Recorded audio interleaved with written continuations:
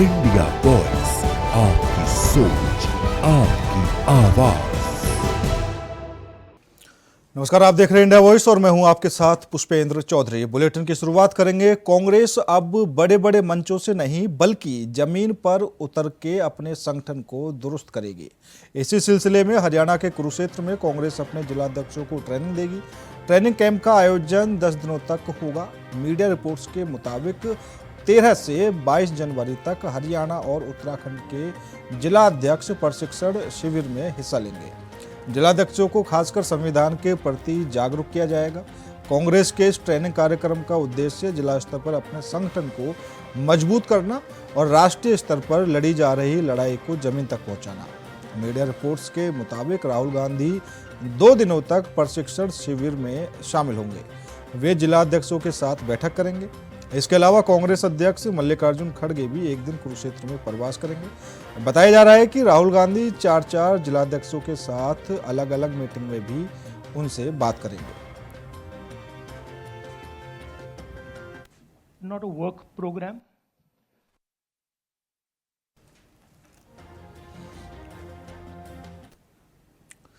उत्तर प्रदेश के लिए वर्ष 2026 नई उम्मीदों और शानदार बदलावों का साल साबित होगा। युवाओं को 1.5 लाख सरकारी नौकरियों से लेकर गंगा एक्सप्रेसवे, जेवर एयरपोर्ट, 5वां भूमि पूजन समारोह, वैश्विक निवेश, स्वास्थ्य और सुरक्षा क्षेत्र में प्रदेश को 10 बड़ी सौगातें मिलेंगी। ये न सिर्फ प्रदेश के आर्थिक विकास को रफ्तार देंगी बल्कि आम लोगों का जीवन भी सुविधाजनक बनाएंगी। वर्ष 2026 में पुलिस विभाग 30,000 आरक्षी, 5,000 सब इंस्पेक्टर की भर्ती करेगा।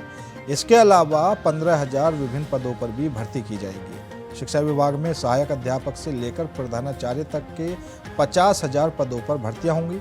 राजस्व विभाग में 20,000 पदों पर भर्ती हो गई। वहीं कारागार, आवास विकास, बाल विकास, पुष्टाहार, स्वास्थ्य विभाग समेत विभिन्न विभागों में 30,000 पदों पर भर्ती की जाएगी। वर्ष 2026 की शुरुआत में ही सरकार 5वीं ग्राउंड ब्रेकिंग सेरेमनी की तैयारी में है। इसके जरिए 5 लाख करोड़ से ज्यादा की निवेश परियोजनाएं जमीन पर उतारी जाएंगी।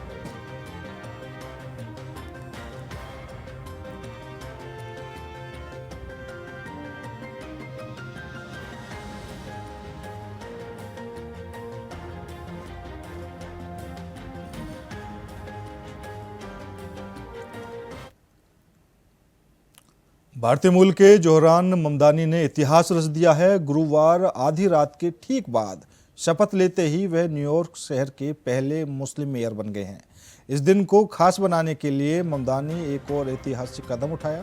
उन्होंने अमेरिका के सबसे बड़े शहर के पहले मुस्लिम नेता के तौर पर शपथ लेते हुए कुरान पर हाथ रखा था। यह पहली बार है जब न्यूयॉर्क शहर के किसी मेयर ने शपथ लेने के लिए इस्लाम के पवित्र ग्रंथ का इस्तेमाल किया। जोहरान ममदानी ने मैनहट्टन के एक ऐतिहासिक सबवे स्टेशन पर पद की शपथ ली है। डेमोक्रेट ममदानी ने इस दौरान कहा कि यह उनके लिए बेहद सम्मान की बात है। उन्हें दोपहर 1 बजे सिटी हॉल में एक सार्वजनिक समारोह में एक और बार शपथ दिलाई जाएगी।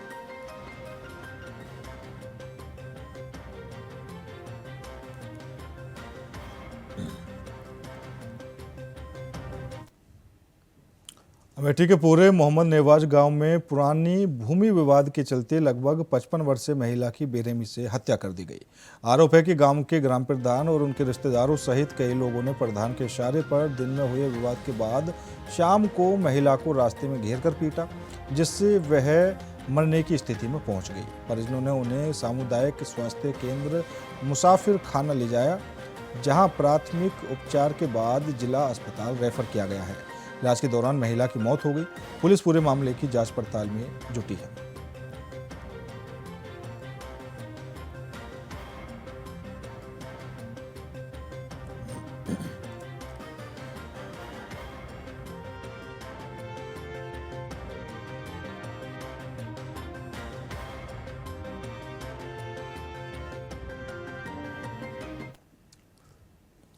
खबर हमीरपुर से है, जहां न्यू ईयर के पहले दिन 2 गुटों में जमकर हंगामा काटा। इस दौरान करीब 1 दर्जन युवकों में आपस में जमकर मारपीट हुई। जहां युवकों ने एक दूसरे पर जमकर लाठी डंडे और बेल्ट बरसाए, वहीं इस घटना का वीडियो सोशल मीडिया पर जमकर वायरल हो रहा है। हमीरपुर की ये पूरी घटना है जहां पर दो गुटों ने जमकर बवाल काटा है।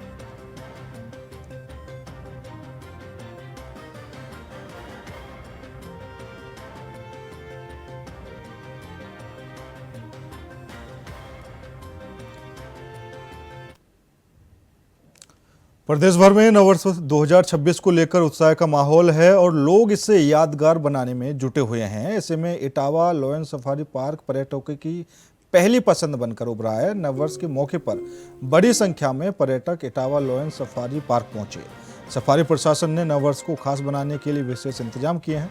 पर्यटकों के स्वागत के लिए ग्रीटिंग कार्ड, टिकट के साथ स्क्रैच कूपन दिए गए, जिन्हें स्क्रैच करने पर आकर्षक उपहार मिले। पर्यटक खुले में शेर, तेंदुआ और भालू जैसे वन्य जीवों का दीदार कर रहे हैं। इटावा समेत आसपास के जिलों और अन्य राज्यों से भी लोग सफारी भ्रमण करने को पहुंचे। नववर्ष 2026 पर इटावा लॉयन सफारी में ये भारी भीड़ उमड़ती हुई नजर आई।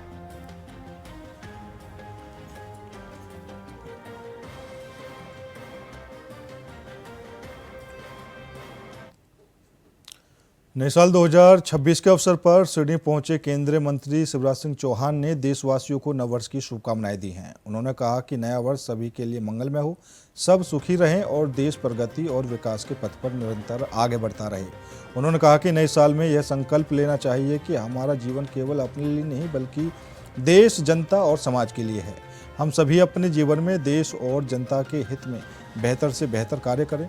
शिवराज सिंह चौहान ने कहा कि प्रेम और सेवा जीवन के दो प्रमुख मूल्य हैं और सेवा से बड़ा कोई धर्म नहीं है। ये नया वर्ष सभी देशवासियों के लिए मंगलमय हो, सब सुखी हो, सब निरोग हो, सबका मंगल हो, सबका कल्याण हो और हमारा देश प्रगति और विकास के पथ पर निरंतर आगे बढ़ता जाए। नए साल में हम ये संकल्प भी करें कि हमारा जीवन केवल हमारे लिए नहीं है, हमारे देश के लिए है, जनता के लिए है, समाज के लिए है और अपने जीवन में हम अपने देश के लिए और जनता के लिए जो बेहतर से बेहतर काम कर सकें वो करने का प्रयास करें। प्रेम और सेवा ये जीवन के दो मूल तत्व है। एक सबसे प्रेम करें, सिया राम मैं सब जग जानी। एक ही चेतना सब में है तो सब अपने हैं, कोई पराया नहीं। और दूसरे, लोगों की सेवा, जनता की सेवा ही भगवान की पूजा है, बाबा की पूजा है। सेवा से बड़ा धर्म और कोई नहीं है। तो मिलकर हम संकल्प करें कि जो भी काम हमारी तरफ है उसके माध्यम से हम लोगों का भला करेंगे, देश की सेवा करेंगे, जनता के कल्याण के काम में लगेंगे। सबको बहुत बहुत शुभकामनाएं। बस्ती जनपद में सामाजिक सौहार्द बिगाड़ने, आपसी विमर्शता और घृणा फैलाने की घटनाओं को लेकर समाज के प्रबुद्ध वर्ग में गहरी चिंता और आक्रोश देखने को मिल रहा है। इसी क्रम में सदर विधायक महेंद्र नाथ यादव और माकपा नेता कॉमरेड के तिवारी की पहल पर जिलाधिकारी कृतिका ज्योत्सना ने कलेक्ट्रेट सभागार में एक महत्वपूर्ण बैठक की। बैठक के बाद जिलाधिकारी को 3 सूत्रीय ज्ञापन सौंपा गया। इस बैठक में उच्च शिक्षा, माध्यमिक और प्राथमिक शिक्षा से जुड़े लोग, साहित्यकार, अधिवक्ता, चिकित्सक, किसान और मजदूर संगठन, सामाजिक कार्यकर्ता, विभिन्न राजनीतिक दलों के प्रतिनिधि और पत्रकार बड़ी संख्या में मौजूद रहे। जिले से जो यहाँ पे एक संदेश और जनता में ये व्याप्त हो रही है, विशेष समुदाय को लेकर आपस में कुछ बैर या कुछ ऐसा जनमानस में एक गलत सूचना जा रही है। हालांकि अभी जनता में ऐसा कुछ नहीं है हमारे बीच, लेकिन कुछ अगर विशेष लोग जुड़ के ऐसा कर रहे हैं तो गलत कर रहे हैं। इसमें प्रशासन को भी ध्यान देना चाहिए। और हमारे बस्ती का माहौल, क्योंकि विगत कई वर्षों से मैं यहीं रह रही हूँ, क्या जन्म से यहीं हूँ, तो हिंदू मुस्लिम ऐसा कुछ दंगा कभी ना था और आगे भी नहीं रहेगा। इसके लिए जिले के अधिवक्ता, पत्रकार, विभिन्न पार्टी कार्यकर्ता, व्यापारी, सामाजिक सेवा, तमाम संगठन और डॉक्टर समुदाय के लोग, सारे लोगों को इकट्ठा होकर के कलेक्टर में जिलाधिकारी स्तर में बैठक की, क्योंकि बस्ती में अमन चैन बराबर रहा। ऐसी भी घटनाएं घटी जब मंदिर टूटा गया तो भी बस्ती हमारा अमन चैन बना, और अमन चैन यहाँ एकदम हिंदू, मुस्लिम, सिख, ईसाई सब आपस में मिल के रहते हैं, इनके बीच कोई ऐसी व्यवस्था न बिगड़े हो। इस कारण से आज ये बैठक की गई, और बैठक में चूँकि चंद दिनों में कुछ ऐसी उत्पातें हो रही थी कुछ असामाजिक तत्वों द्वारा, जो अमन चैन छीनने का, सौहार्द बिगाड़ने का लोगों ने सोचा।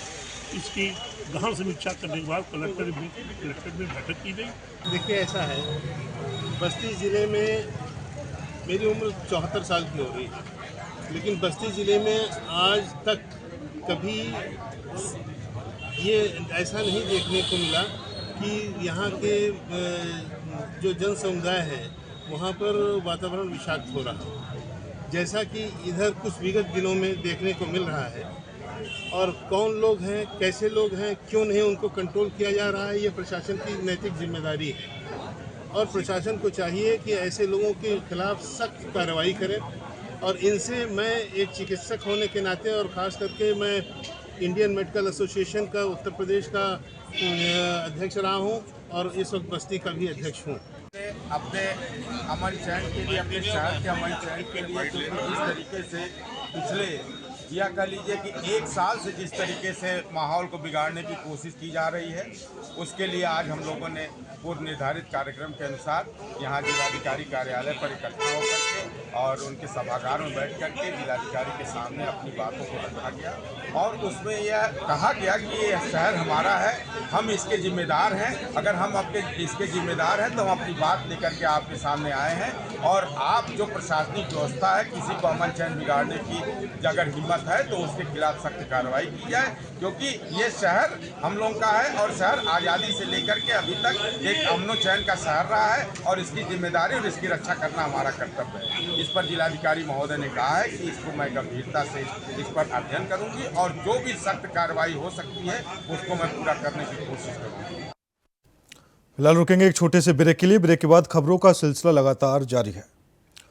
ब्रेक के बाद एक बार फिर आप सभी का स्वागत है। रुक करेंगे अगली खबर का। अमेठी जिले के मुसाफिर खाना तहसील परिसर में अधिवक्ताओं का विरोध प्रदर्शन लगातार तीसरे दिन भी जारी रहा। एसडीएम मुसाफिर खाना के खिलाफ अधिवक्ताओं में भारी आक्रोश देखने को मिला, जिससे तहसील परिसर अखाड़े का केंद्र बन गया। अधिवक्ताओं का आरोप है कि एसडीएम द्वारा वरिष्ठ अधिवक्ताओं के साथ अभद्र व्यवहार किया गया और न्यायिक कार्यों में लापरवाही बरती जा रही है। विरोध स्वरूप अधिवक्ताओं ने कोर्ट का बहिष्कार करते हुए जमकर नारेबाजी की। अधिवक्ताओं ने एसडीएम के तत्काल स्थानांतरण की मांग उठाई है। प्रदर्शनकारियों ने चेतावनी दी है कि मांगे पूरी न होने तक आंदोलन जारी रहेगा।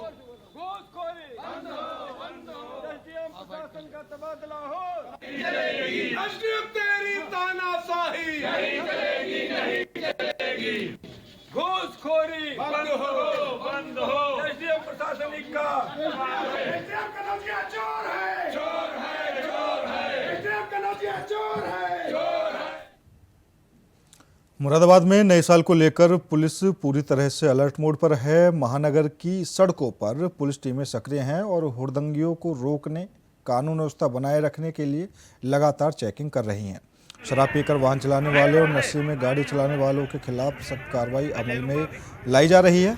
इसके अलावा होटल, बार और रेस्टोरेंट संचालकों को विशेष निर्देश दिए गए हैं कि वे सुरक्षा नियमों का उल्लंघन ना करें। सिविल पुलिस के साथ पीएसी की टीमें भी तैनात की गई हैं ताकि नए साल का जश्न सुरक्षित और खुशनुमा माहौल में मनाया जा सके। पुलिस प्रशासन ने स्पष्ट किया है कि उल्लंघन करने वालों के खिलाफ कड़ी से कड़ी कार्रवाई की जाएगी।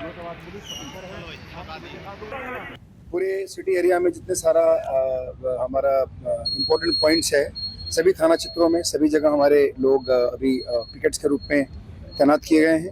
इम्पोर्टेंट पॉइंट्स पे हमारे सभी जगह बैरियर्स वगैरह हम लोगों ने लगाया है।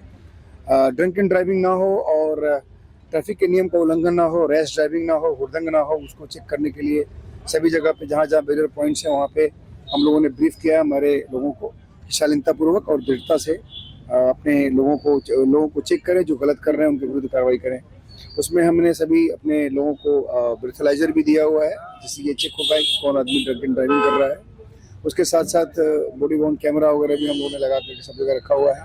पीए सिस्टम से अनाउंसमेंट लगातार चल रहा है कि कोई भी आदमी हुड़दंग ना करे। देखिए, जनरली यूथ में ये आज की नाइट में 12 बजे के बाद उत्साह ज़्यादा होता है, तो उसके लिए हम लोगों ने पहले से भी काफ़ी लोगों को समझाया है और हम लोगों ने ये बताया है मीडिया के माध्यम से कि अगर कोई हुड़दंग करता है, कोई निम्न कार्रवाई करता है, तो उसमें हम लोग उसके खिलाफ कार्रवाई करेंगे। खबर गाजीपुर से है, जहां पुलिस ने ट्रिपल मर्डर में आरोपी 2 लोगों के साथ मुठभेड़ की और उनको गिरफ्तार कर लिया। इस कार्रवाई में उनके कब्जे से कई हथियार बरामद किए गए हैं। मिली सूचना के आधार पर प्रभारी निरीक्षक ने गिरफ्तारी के लिए घेराबंदी की गई। बदमाशों द्वारा पुलिस टीम की आहट पाते ही पुलिस टीम पर जान से मारने की नीयत से निशाना लगाकर फायर किया गया। पुलिस टीम द्वारा आत्मरक्षा में फायरिंग की गई और एक बदमाश के दाहिने पैर में गोली लगी, वहीं दूसरे के दोनों पैरों में गोली लगने की वजह से घायल हो गई। फिलहाल पुलिस आगे की कार्रवाई में जुटी है।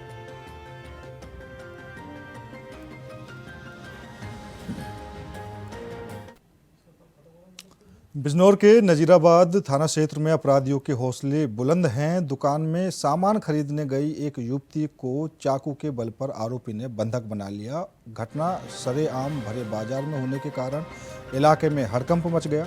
सूचना मिलते ही पुलिस तुरंत मौके पर पहुंची। पुलिस टीम ने मौके की तफ्तीश कर आरोपी को पकड़ लिया और युवती को सकुशल सुरक्षित बाहर निकाला।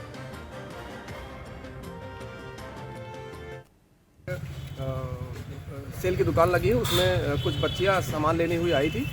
उनको एक सिरफिरे व्यक्ति ने उनको चाकू लगा करके प्रयास किया मारने का।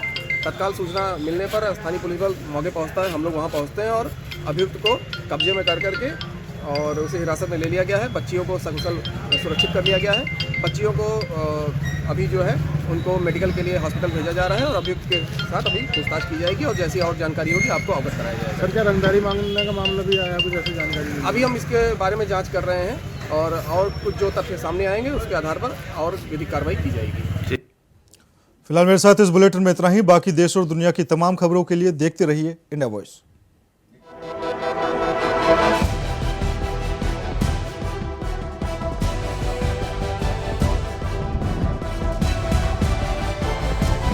इंडिया वॉइस, आपकी सोच, आपकी आवाज।